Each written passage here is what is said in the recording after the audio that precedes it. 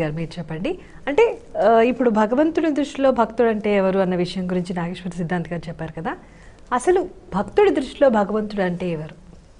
అసలు భక్తుడికి భగవంతుడికి ఒక అవినాభావ సంబంధం. ఇందాక వారు చెప్పినట్టుగా తండ్రికి తల్లికి బిడ్డకి ఉండేటటువంటి సంబంధం అన్నమాట.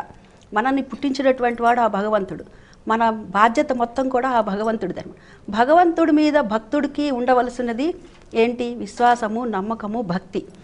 అదే భక్తుడి మీద భగవంతుడికి ఉండవలసింది ఏంటి? భగవంతుడు మనకేమిస్తాడని ఆశిస్తాం మనం ఆయనకి భక్తి సమర్పిస్తాం. ఆయన మనకేమిస్తాడు? శక్తిని ఇస్తాడు. అది శంకరుడు ఉన్నాడు అనుకోండి. శం అంటే ఏంటి? మంచి, శుభం అని అర్థం అనక. కరుడు అంటే కలుగ చేసేవాడు.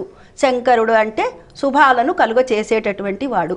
అంటే మనకి ఒక్క మాటలోనే అర్థమవుతుంది. అంటే శంకరుడనే విష్ణువు అనే కాదు, మనకు అభేదం ఏమీ లేదు. అందరూ శివకేశవులకు అభేదం లేదు. అందరు దేవుళ్ళు ఒక్కటి, మొత్తం కూడా ఒక్కటే అన్నమాట.